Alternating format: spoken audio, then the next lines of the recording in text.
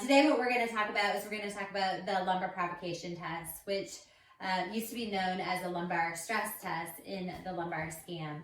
These tests were designed based on the original work from Farfan in the biomechanics of the lumbar spine. The important thing to note for these tests is that these tests are really used for patients who have pain in their back or their leg, or they've had recent trauma. And the reason that we say that is because the test ends with, does this change the symptoms that brought you in? So if the patient doesn't have back or leg symptoms, this is not going to be a normal part of our lumbar scan. The intention of this test is to utilize the knowledge of anatomy and our understanding of damage to the vertebral body, the end plate, or the disc will create an inflammatory reaction. And so we know that when we flex the lumbar spine, the posterior longitudinal ligament tightens, and that's not a surprise. However, the posterior longitudinal ligament only attaches to the end plate and the disc and not the vertebral body. So between the ligament and the vertebral body, there's a space in between where we have a fibroadipose pad, and in front of that we have two basivertebral veins that are exiting the vertebral body.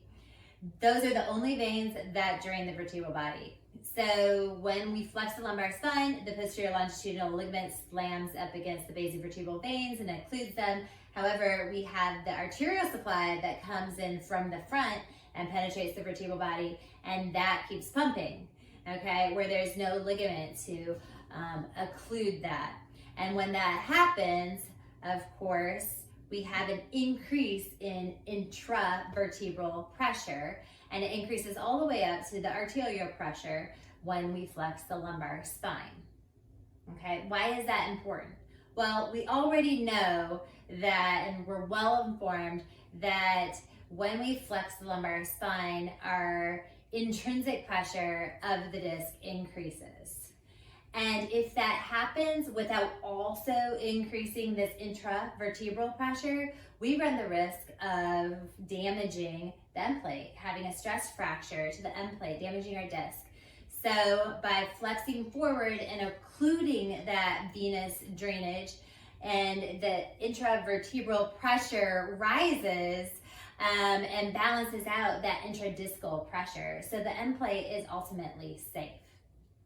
However, if this mechanism is faulty, this is the test that we utilize to pick this up. So we're going to flex the lumbar spine, occluding the basivertebral vein and increasing the intradiscal pressure and intravertebral pressure.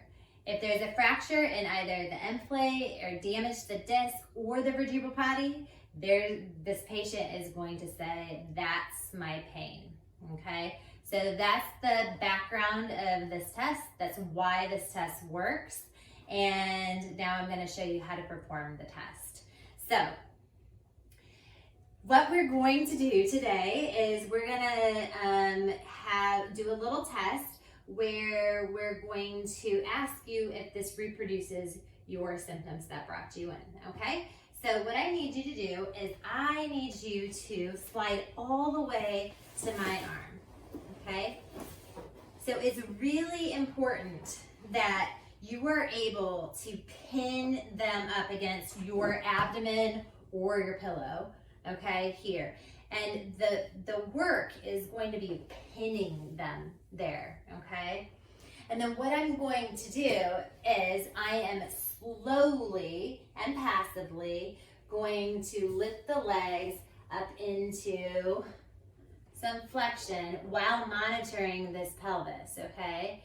I'm gonna keep taking him back until that posterior longitudinal ligament tightens and the pelvis relax and the pelvis starts to rock posteriorly. When that pelvis starts to rock posteriorly, of course, my posterior longitudinal ligament is tight, simultaneously occluding that basivertebral vein, okay? If there's no pain here, now what I need to do is I need to increase the load. That's where the name comes from, compression overload, okay? But the idea is that once I have him here, I'm only increasing the load. I'm not increasing any more flexion, okay? So my pressure is going to be literally just shifting my weight. This arm, I could let go of it. This arm's not doing anything other than holding his legs, okay? And what you will see is his head slowly just kind of shift that way a little bit. And so that's loading the vertebral body, the end plate, the disc, okay? So this is what it's going to look like. Relax. I'm gonna pin him. I'm gonna gradually and slowly bring his legs up until I feel that pelvis start to rock, okay? In that position, I keep him here. I snug him tight. I don't use this arm. I don't want any kind of side bending to come into this. And I don't want to use this arm going this way because I don't want any more flexion to come into this.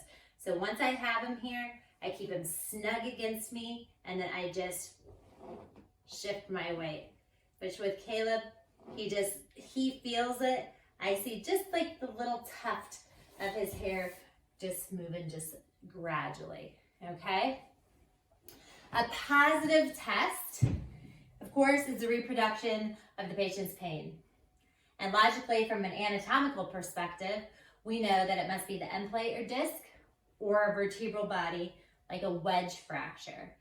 And now we must rely on our history and our other tests that we have performed to determine which structure it actually is that's damaged.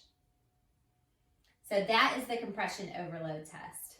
Clinically, in rehabilitation, if we are rehabilitating, let's say, an end plate fracture, and we're using extension, the McKenzie protocol, this test helps us to know when the patient is ready to resume flexion-based exercises. Obviously, this should be negative before we get started on a lot of flexion-based exercises. So that's the compression overload test. I hope this is helpful for all of you, and we will try to go through the torsion test next time. Thanks a lot.